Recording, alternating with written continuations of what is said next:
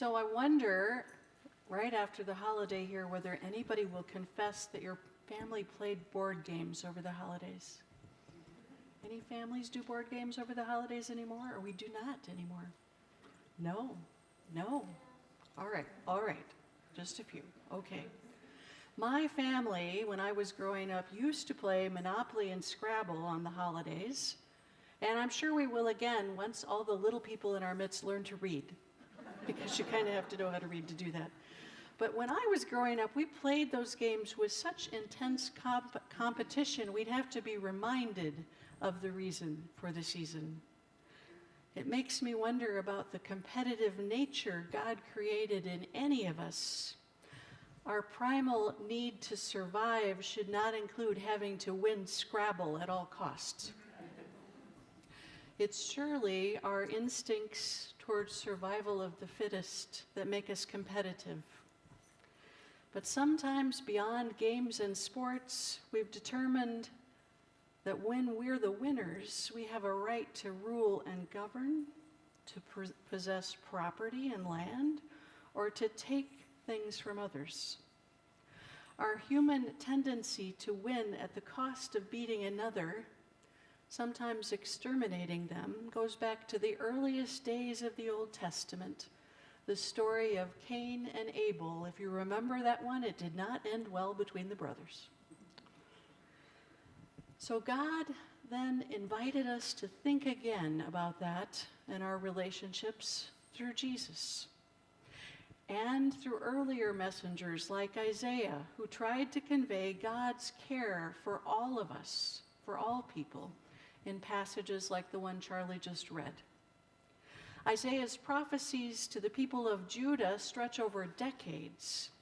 He took the long view, pointing to what was possible with God in the future.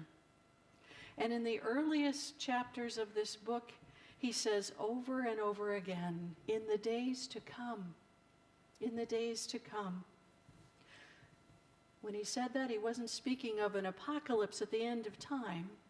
Instead, he was speaking of the time people were living in right then, telling them the struggles between them would change dramatically if they would just let God into the decisions, into their interactions, into the choices they were making.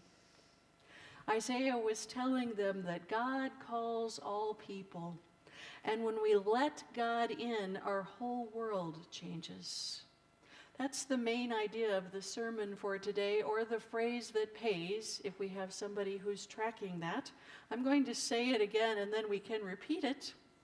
When we let God in, our whole world changes. When we let God in, our whole world changes.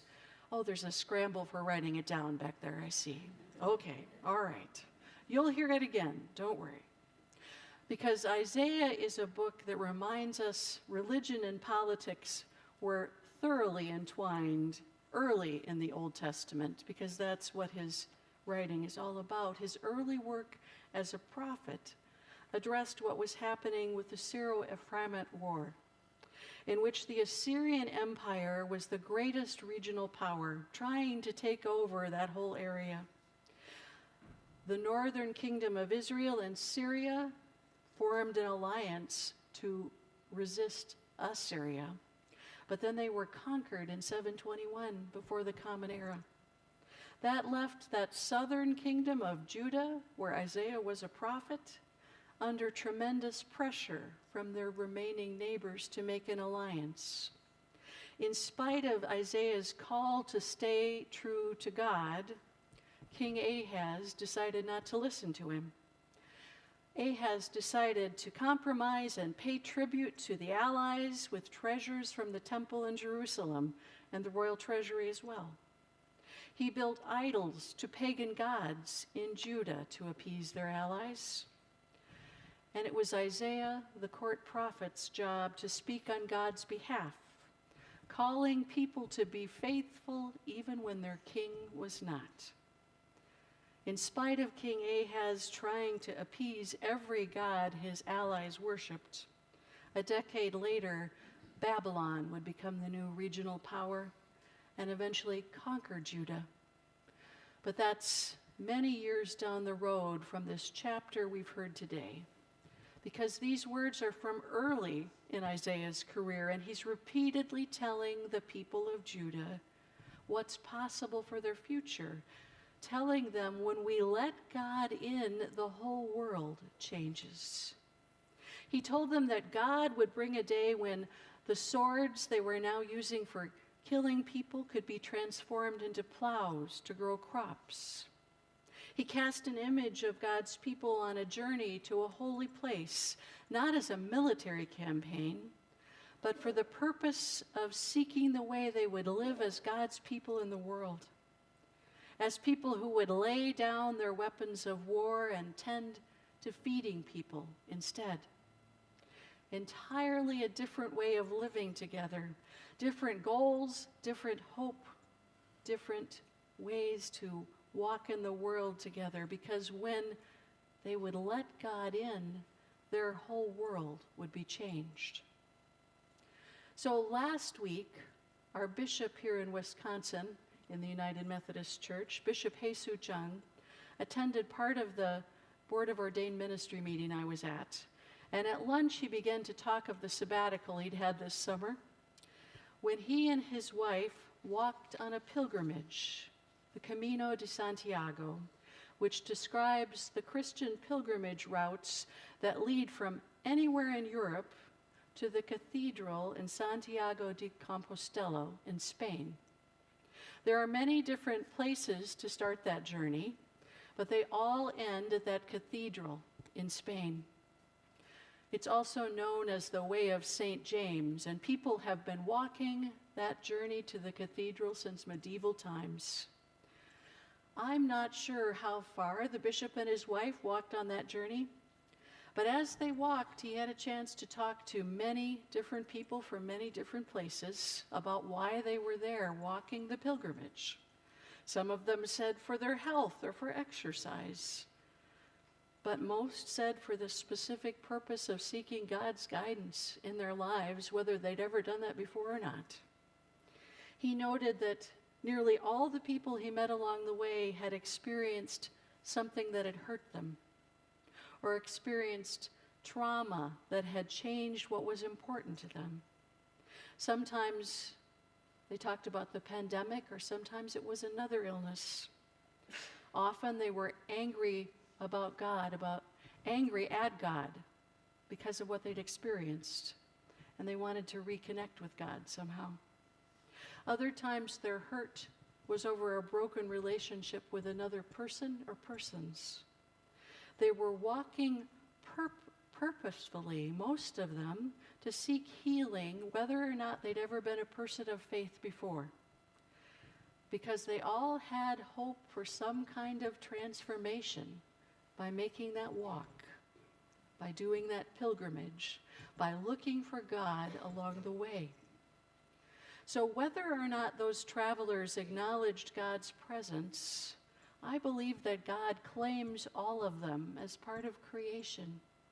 They were all God's people. And God will continue to work on all of us. That in itself is a reason to have hope for what's next in our world. Because when any of us let God in, our world changes. God's words through Isaiah express hope that we'll find ways to move forward without having to hurt or destroy anybody else to claim our life's purpose. God hopes we'll figure out how to leave conflict behind and lean into choices that bring unity and peace. That's the hope. We've just been through a difficult, scary, and traumatic time that's landmarked our lives. That's the COVID pandemic. We can think of other traumatic landmarks in our lives. We've just passed the anniversary of JFK's assassination, when most of us can remember where we were, if we were alive at that time, and what we did that day. I was 3 years old, and I remember it because it was the first time I'd seen both my parents cry. But there are those landmarks that are traumatic, especially when we lose someone, whether there's someone who's part of our everyday life or someone who was making a difference in our lives. Far too many people have lost their loved ones to violence in recent days. Today's epidemic of violence makes us wonder if we're headed back to apocalyptic ancient times before life was valued. Looking at the creation story, it's hard to know when that ever would have been. God has always valued life. So we need to find a different way to live in the world that values all lives. We don't have to find that on our own, but to get there, we do need to open ourselves to what God is ready to do next. When we let God in, our world changes. It's our best hope to grow to be different people from those who intend to conquer each other every chance we get. How will we become the people who feed and care for others, putting them first before ourselves? Because that's Jesus' example that goes before us. Honoring this Advent season that we're walking through together is a matter for our faith, a faith that can change and grow over time. Advent has never been one of those Hallmark holidays. We need to just acknowledge within it that God claims us and loves us and cares for us, and that alone can bring us hope. We've been through an incredibly difficult time, and I expect we all know someone who's experiencing despair right now, which is the opposite of hope. Let us, as God's people, never give in to despair. This is a difficult season to be feeling low when everybody expects us to be ready to celebrate. So it's a good year to acknowledge a reality. Never ever do we all start this season in the same place. So everybody's journey is going to be a little bit different. And another reality is that in this season of growing darkness and shorter days and the longest night of the year in later December, God sends the light of Christ to find us in any darkness that we face. And that will transform our lives when that light shows up. So this year we're going to have a service to remind ourselves of that on Wednesday, December 21st in the evening at the winter solstice. It will be a service for people who need a quiet time in the midst of a busy season. It will be a service for those who are not yet sure they'll be able to celebrate Jesus' birth a little bit later that week. It will be a service that will allow people to sit in church and know God's love. It will be a service in which we'll together offer prayers for healing for anybody who needs it. So start now to think about who you would invite to that service, to invite them into God's presence and bring them with you that evening on December 21st at 6:30. The winter solstice is a time for hope, because it is a time that God's light is coming to us even in a time of greater darkness. And whenever we let God in, our world changes. So let's prepare ourselves to receive the light of Christ as we walk this journey of Advent together. Let us be God's people who are looking for hope and pointing it out when we see it along the way. In the name of Christ, amen.